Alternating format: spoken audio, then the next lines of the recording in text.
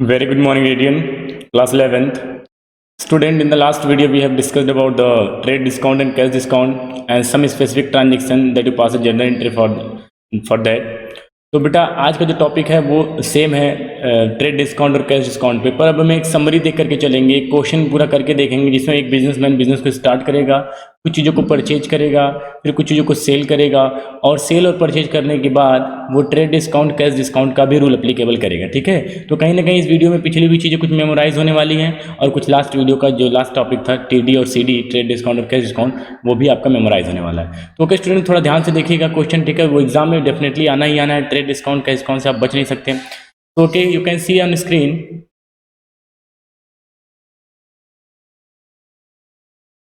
student, you can see the question, pass journal entry for the following transaction in the books of journal of Himanshu Chauhan. तो यहाँ पे बेटा हिमांशु चौहान है, ये हिमांशु चौहान मतलब ओनर है ये। ठीक है, ओनर मतलब इसको आप मालिक कह सकते हैं, ये आपका ओनर है हिमांशु चौहान। इसके बाद बेटा हिमांशु चौहान 1 अप्रैल से बिजनेस स्टार्ट किया है। 1 अप्रैल मीन्स ओपनिंग डेट होती है, आपको पता है जो 1 अप्रैल होता है वो क्या होता है, ओपनिंग होता है।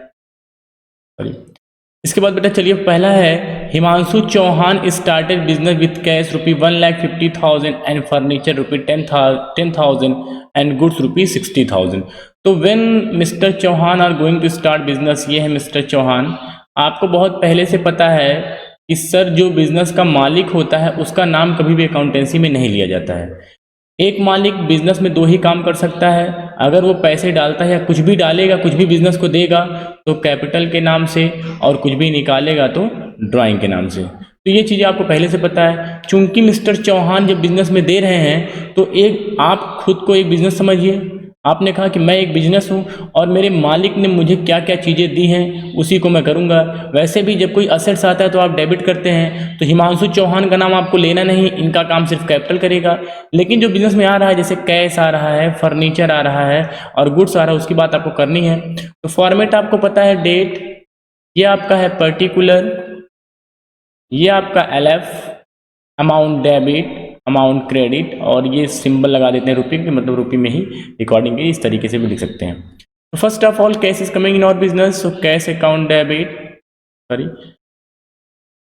कैश अकाउंट डेबिट, पहला कैश अकाउंट डेबिट 1,50,000।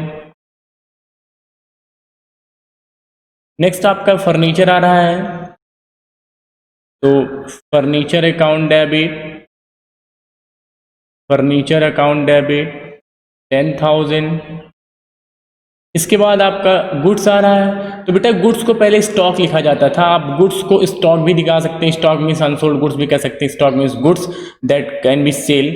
तो स्टॉक पहले लिखा जाता था, लेकिन अब हमें पता है कि जो चीज़ें आती है बिजनेस में और जो गुड्स बिजनेस में आता है सेल करने के लिए, ध्यान सुनिएगा मेरी बात, जो गुड्स बिजनेस में आता है सेल करने के लिए वो परचेज के नाम से दिखाया जाता है। क्योंकि परचेज का मतलब है purchase of those goods which are purchase by the resale. यहाँ आप गुड्स के लिए स्टॉक भी दिखा सकते हो और अगर चाहो तो परचेज भी दिखा सकते हो। वैसे अब जो नया 2013 के बाद जो नया अमेंडमेंट आया है उसमें आप परचेज अकाउंट ही दिखाते हैं, नहीं तो आप स्टॉक भी दिखा सकते हैं यहाँ पे। तो परचेज का मतलब परचेज नहीं समझेंगे, परचेज का मतलब ये नहीं कि आप परचेज करके ला रहे हैं, परचेज का मतलब है कि आप जो है गुड्स को लेकर के आ रहे हैं, ये वो गुड्स है जो बेचा जा सकता है।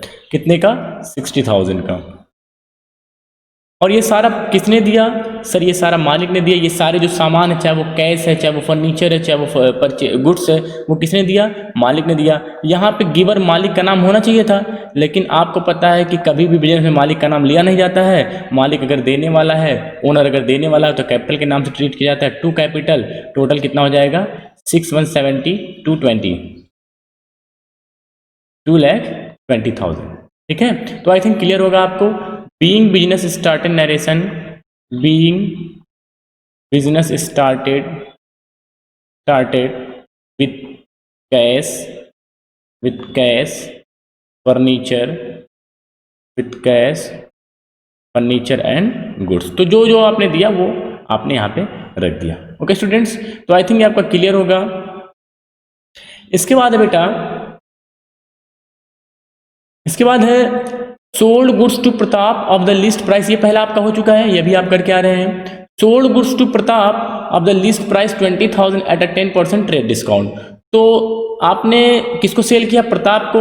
कोई प्रताप है, जब प्रताप को आपने सेल किया तो 20% का सामान सेल किया, ठीक है। और इस 20% के सामान पे कितना परसेंट ट्रेड डिस्काउंट है? 10%। 20,000 का 10% निकालेंगे तो कितना आएगा बेटा? 2,000 माइनस कर देंगे, सामान की कीमत कितनी हो जाएगी? 18,000, ठीक है। तो ये आपको पता है, मैंने लास्ट वीडियो में बताया था कि ट्रेड डिस्काउंट के पहले की वैल्यू का कोई मतलब नहीं है। जो सेल या परचेज बोला जाता है वो ट्रेड डिस्काउंट के बाद की बात बोले, ये ट्रेड डिस्काउंट का कोई मतलब नहीं है। ये आप सिर्फ माइनस कर दीजिए, माइनस हो गया, चलो कहानी खत्म हो गई। आपका बस इतने काम था कि आप जो है गुड्स को कॉस्टिंग को थोड़ा सा माइनस कर दीजिए, माइनस हो गया। चलिए अब 18,000 में सामान जो है वो सेल किया गया। किसको सेल किया गया है? प्रताप को। चूंकि इस ट्रांजेक्शन में कहीं कैश का नाम नहीं है तो मतलब ट्रांजेक्शन क्या है? उधार का है, ठीक है। तो अगर उधार का ट्रांजेक्शन है तो बेटा यहाँ पे लिखेंगे किस डेट की? अप्रैल 4।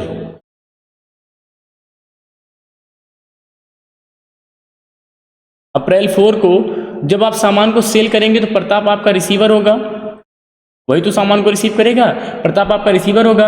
और बेटा जो रिसीवर होता है वो हमेशा डेबिट होता है, आपको पहले से पता है। रिसीवर क्या होता है? डेबिट होता है। कौन सा रूल अप्लाई करता है यहाँ पे?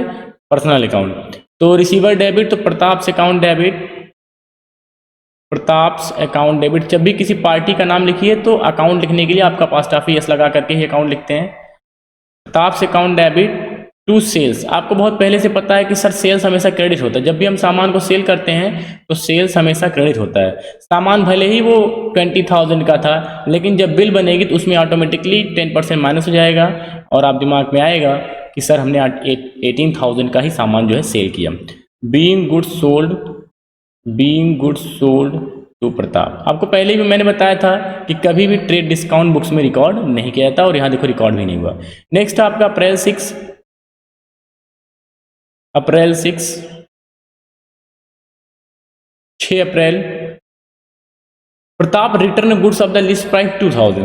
प्रताप ने 2,000 रुपये का सामान वापस कर दिया, ठीक है। अब आप हमें ये बताइए कि सपोज करिए कि ये पेन है और इस पेन को आपने कहीं से परचेज किया, इस पे लिखा था 100 रुपये, लेकिन जब आपने परचेज किया तो आपको ये मिला 80 रुपये में। कितने में मिला? 80 रुपये में। 100 रुपये की पेन जब आपने परचेज किया तो आपको 80 में मिला। अब ये पेन आपको नहीं अच्छी लग रही है, आपको नहीं समझ में आ रहा है, आपने कहा दुकानदार के पास ले गया और आपने कहा भैया ये पेन मेरा वापस ले लो, तो क्या वो आपको 100 रुपये देगा? अगर इस पे 100 रुपये भले लिखा है लेकिन वो जितने में लिया उतने में ही तो देगा। मतलब जब प्रताप 2,000 रुपये का सामान लेकर के आएंगे तो हम 2,000 रुपये में नहीं लेंगे, हम कहेंगे भैया इस 2,000 रुपये पहले क्या निकाल दीजिए? 10% टीडी, क्योंकि जब मैं आपको बेचा था तो टीडी लेस करके बेचा था, अब अगर लूंगा भी तो टीडी लेस करके लूंगा। जैसे 100 रुपये का सामान जब मैंने आपको 80 में दिया था, अब आप वापस लेकर के आए हैं तो 80 में ही लूंगा, भले ही उस पर 100 रुपये लिखा हो। तो 10% का माइनस करेंगे 200 और माइनस करने के बाद जो वैल्यू आएगी वो 1800 आएगी। तो जस्ट अपोजिट आपने ट्रांजेक्शन सेल किया तो प्रताप टू सेल और वापस होगा तो सेल्स टू जस्ट अपोजिट, क्योंकि वापस हो रहा है तो sales account debit to Pratap, to Pratap account, Pratap's account. कितना? 1800। लेकिन बेटा एक चीज ध्यान रखिएगा, जैसे जब सेल किया तो सेल को क्रेडिट किया तो पता चल रहा था सेल हुआ। अब यहां जैसे सेल्स लिखे हैं तो सेल्स नहीं बल्कि इसका नाम लिखेंगे सेल्स रिटर्न अकाउंट। क्या लिखेंगे बेटा? Sales return account, sales return account. तो यहाँ पे रिटर्न लिखेंगे तब आपका जो है कन्फर्म हो जाएगा कि भैया ये सेल्स रिटर्न हो रहा है। तो सेल्स यहाँ पे क्रेडिट किया, यहाँ पे सेल्स रिटर्न जो है डेबिट की, जस्ट अपोजिट ही है, लेकिन अब सेल्स रिटर्न है तो सेल्स रिटर्न नहीं लिखना पड़ेगा आपको। Being goods return by Pratap, being goods return by Pratap, ठीक है। अब बेटा अगला पॉइंट है कि received from Pratap in full settlement of his account 1600। अब मेरी बात ध्यान सुनिए, आपने कितने का सामान बेचा था प्रताप को? सर 18,000 रुपये का, ये दिख रहा होगा आपको। कितने का बेचा था? 18,000 रुपये का। इस 18,000 में आपको कितने का सामान वापस कर दिया उसने? 1800 का। अभी देख रहे हो, 18,000 रुपये का सामान बेचा और 1800 का सामान आपका वापस आ गया। तो अब आपके दिमाग में था भैया जब मैंने आपको बिल दिया था तो 18,000 का था, उसमें से आपने 1800 का सामान वापस कर दिया है, तो चलो ठीक है। अब आप मुझे 16,200 रुपये 16,200 आप हमें दे दीजिए तो आपका और मेरा हिसाब बराबर हो जाएगा। जैसे हमने इससे लिया कितना 18,000 में 1800 सामान वापस कर दिया आपने, तो चलो ठीक है 18,000 माइनस 1800 माइनस क्या, तो 16,200 अगर आप हमें दे दीजिए तो पूरा हिसाब किताब क्या हो जाएगा, चुकता हो जाएगा। लेकिन हुआ क्या, हुआ ये कि received from Pratap in full settlement. Full settlement का मतलब होता है पूरा हिसाब किताब जो है चुकता कर देना। तो इन full settlement of his account 16,000, तो पूरे हिसाब किताब के बदले में सिर्फ आपने कितना रिसीव किया, 16,000 रुपये। तो चाहिए था 16,200 और मिला आपको सिर्फ 16,000। इसका मतलब आपने 200 रुपया छोड़ दिया, कहा भैया 200 रुपया आप रहने दीजिए। और अप्रैल 10 को ये जो चमत्कार हो रहा है उस दिन आप क्या करेंगे, आपके पास कैश तो आएगा, कैश अकाउंट डेबिट कितना 16,000, और प्रताप आपको जो दे रहे हैं वो ये माना जाएगा कि 16,200 दे रहे हैं। अगर आप प्रताप वाले में 16,000 ही लिखेंगे तो बाद में कॉपी बताएगा कि भैया 200 रुपये और लेना है। लेकिन क्या, चूंकि यहाँ पे फुल सेटलमेंट हो रहा है, फुल सेटलमेंट वर्ड जब भी यूज होता है डिस्काउंट का वर्क करता है वो, तो 16,200 के बदले में आपको सिर्फ 200 रुपये मिला, तो जो आपने 16,000 रुपये मिला, तो जो आपने 200 रुपये छोड़ दिया वो हो जाएगा डिस्काउंट अलाउड। जब भी आप पेमेंट रिसीव करते हैं उस कंडीशन में आप डिस्काउंट अलाउड कर सकते हैं, और डिस्काउंट अलाउड आपका डेबिट होता है, कैश के साथ ही रहता है। नरेशन के तौर पे being amount received from Pratap and discount allowed to him, ठीक है। इस तरीके से आप जो इसको क्लोज कर दीजिएगा। ओके स्टूडेंट, नेक्स्ट है परचेज फर्नीचर 12,000। इसकी एंट्री तो मुझे नहीं लगता किसी को बताने की जरूरत है, सब जानते हैं, सेम है, पर्टिकुलर लेफ्ट डेबिट क्रेडिट। चलिए purchase furniture, when you are purchasing furniture, तो फर्नीचर आएगा कैश जाएगा, दोनों असेट्स है, रियल अकाउंट का रूल लगेगा, आने वाला डेबिट जाने वाला क्रेडिट। क्योंकि अप्रैल 15 को आपका फर्नीचर आ रहा है, अप्रैल 15, तो furniture account debit, furniture account debit कितने से बेटा 12,000, furniture account debit 12,000 to cash account कितना 12,000। Being furniture purchase for cash, being furniture purchase for cash, ठीक, ये आपका हो गया फर्स्ट। के बाद देखिए purchase goods from Sahdev, purchase goods from Sahdev, अब the list price 50,000, list price 50,000 and 12% trade discount. तो 50,000 का ये सामान है, कितने का सामान है 50,000 का। इसके बाद आप लेस करेंगे, लेस 12% TD, तो 50,000 का 12% 6,000 आएगा, कर लीजिएगा। तो सामान की कीमत कितनी हो जाएगी 44,000। आपको पता है कि TD के पहले की वैल्यू का कोई मतलब नहीं, ना ये रिकॉर्ड किया जाता है ना ये रिकॉर्ड किया जाता है। तो सामान कितने का परचेज किया गया आपका 44,000 का। जब आप परचेज करेंगे, किससे परचेज किया, सहदेव से। इस क्वेश्चन में कहीं भी कैश की बात नहीं किया है, तो इसका मतलब आपने उधार में परचेज किया। परचेज की कंडीशन में परचेज डेबिट होता है, ये कितनी बार बताएं, जितनी जल्दी आप सीख ले जाएंगे। परचेज की कंडीशन में परचेज डेबिट होता है और सेल की कंडीशन में सेल क्रेडिट होता है। चूंकि आपने परचेज किया है तो परचेज अकाउंट डेबिट कितने का सामान सर 44,000 ही माना जाएगा, क्योंकि बिल इतने की ही बनी है, बाकी लिस्ट प्राइस से माइनस हो गया। लिस्ट प्राइस देखो लिखा है ना, जब ये लिस्ट बनी तो इसी लिस्ट से जो है वो माइनस हो गया 44,000 टू कौन है गिवर, सामान आपको कौन दे रहा है सहदेव। चूंकि सहदेव आपके रिसीवर हैं, सॉरी गिवर हैं, और ये फॉलो कर रहे हैं रूल कौन सा, पर्सनल अकाउंट का, तो ये हो जाएंगे क्रेडिट। सहदेव अकाउंट अपोस्ट्रोफी लगा करके Sahdev account 44,000। Being goods purchase from Sahdev. आप एक काम करिएगा, आपका ऐसा ना हो कि इधर चलाए, एक कॉलम के अंदर ही रहना चाहिए, ठीक है। इसके बाद रिटर्न गुड्स टू सहदेव। अब कुछ सामान आपको समझ में नहीं आया तो आपने वापस कर दिया, और कितने का था 4,000 रुपये का, तो आपने 4,000 का सामान वापस कर दिया। किसको वापस कर दिया, ये आपने कर दिया रिटर्न। तो ये बताओ बेटा, जब तुम 50,000 रुपये का सामान लेकर के आए थे तो इस 50,000 रुपये के सामान में आपने 12% डिस्काउंट मिला था। तो जब इसमें से इसी 50,000 के सामान में से जब आप 4,000 रुपये का सामान वापस लेकर के जाएंगे तो क्या वो 4,000 रुपये में ले लेगा, वो कहेगा नहीं, ये 4,000 में मैं पहले क्या निकालूंगा, लेस TD, ठीक है 12%, तो इसका हो जाएगा 480, और ये सामान आपसे लेगा 3,520 में, कितने में लेगा 3,520 रुपये में, बात समझ आई? आप ले गए, आपने कहा भी ये 4,000 रुपये का सामान ले लो, तो वो कहेगा पहले बिल दिखाओ, तो बिल देखा तो बिल पे लगा था 12% का डिस्काउंट, तो वो कहेगा जब ये 4,000 का सामान मैंने 12% काट के दिया था तो अब लूँगा भी तो 12% काट करके ही लूँगा, तो इसलिए सामान जो वापस आएगा वो 3,520 का आएगा, भले ही वो 4,000 रुपये का था। तो परचेज टू सहदेव रिटर्न होगा, तो just opposite Sahdev account debit, Sahdev's account debit, Sahdev's account debit 3,520 to अब परचेज लिखेंगे तो जस्ट अपोजिट इसी का उल्टा कर दो, Sahdev's account debit to purchase, लेकिन अब वहां परचेज था तो परचेज लिखा गया, परचेज रिटर्न है तो परचेज रिटर्न लिखिए 3,520 being goods return, being goods return to Sahdev, ठीक, being goods return to Sahdev.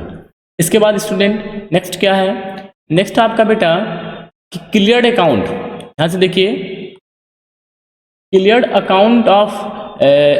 Account of Sahdev by paying cash at the rate 5%, तो आपने उसके अकाउंट को क्लियर कर दिया और 5% क्या काट करके, डिस्काउंट काट करके, ठीक है। अब ध्यान से देखिएगा किस तरीके से आपको करना है। आप सबसे पहली बात आपके दिमाग में ये होना चाहिए कि सर हमने सहदेव से परचेज कितने का किया था, सर हमने सहदेव से परचेज किया था कितने का बेटा, 44,000 का, ठीक है। और इस 44,000 में आपने सहदेव से परचेज किया था 44,000 का, ठीक।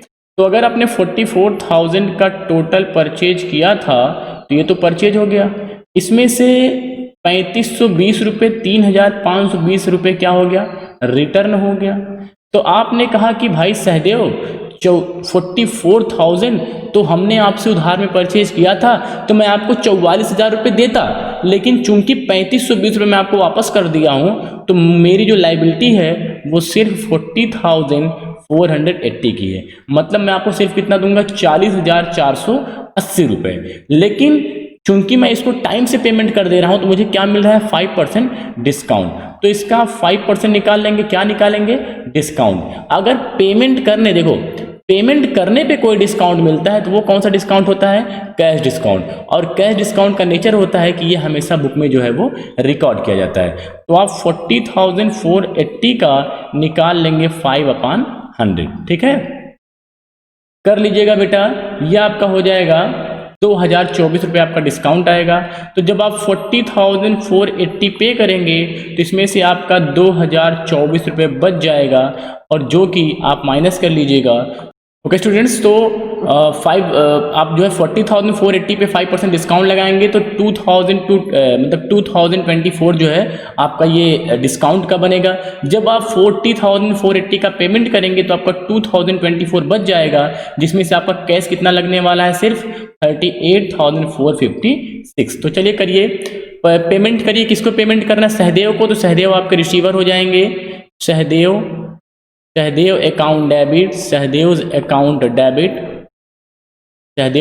डेबिट, आप इसको पेमेंट कर रहे हैं पूरा 40,480 रुपये का पूरा उसका अकाउंट क्लियर कर रहे हैं। 44,000 में से इतना वापस कर दे तो भैया 40,480 आप अपना ले लो, लेकिन इसके पेमेंट करने के लिए हम कैश यूज करेंगे, to cash only 30,456 and to discount receive आप कर लेंगे, टू डिस्काउंट रिसीव्ड कितना हो जाएगा, 2,024 रुपये, ठीक है। तो इस तरीके से आप उसको जब पेमेंट करेंगे 40,480 का, तो इसमें से आपका 30,456 रुपये कैश यूज होगा और 2,024 रुपये जो है आपका वो डिस्काउंट बच जाएगा। ये हो जाएगा आपका अप्रैल 20, ठीक है। इसके बाद बेटा paid 2,400 for insurance premium of the proprietor, तो प्रोप्राइटर अपने लिए खर्चा कर रहा है, प्रोप्राइटर मतलब मालिक या ओनर जिसको आप कहते हैं, तो प्रोप्राइटर अपने लिए अपने इंश्योरेंस प्रीमियम का पैसा कर रहा है। तो प्रोप्राइटर अगर अपने ऊपर कुछ भी खर्चा करेगा तो उसको आप ड्राइंग बोलेंगे, तो यहाँ पे हो जाएगा ड्राइंग अकाउंट डेबिट, किसी भी काम में ले, वो ले जाकर के बारात में लुटाए, वो ले जाकर के शादी में पेमेंट करे, वो ले जाकर अपने बेटे की ट्यूशन फीस दे या अपने ऊपर प्रीमियम का पैसा करे, सब ड्राइंग ही बोला जाता है, क्योंकि अगर वो पर्सनल यूज के लिए करेगा तो insurance premium for the proprietor, तो drawing account debit 2,400 to cash आपका कैश निकल गया। कहीं पे इंश्योरेंस प्रीमियम का नाम नहीं आएगा क्योंकि प्रीमियम कौन निकाल रहा है, ओनर निकाल रहा है। तो 2400 ये आपका हो जाएगा और डेट होगी अप्रैल 20। Being amount withdrawn by proprietor, वो किस यूज में ले रहा है उसको, उससे आपसे नहीं मतलब है, ठीक है। बस प्रोप्राइटर है, पैसा निकाला किसी भी पर्पज के लिए तो ड्राइंग बोला जाएगा। अप्रैल 26।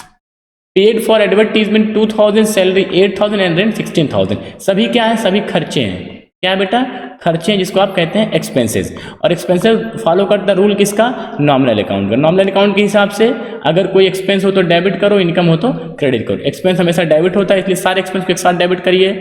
Advertisement account debit, salaries account debit, account debit, rent account debit, सब एक साथ, क्योंकि एक ही बार करना, बार बार एक ही ट्रांजेक्शन क्या दिखाना। 2000, 8000 एंड 1600, ठीक है।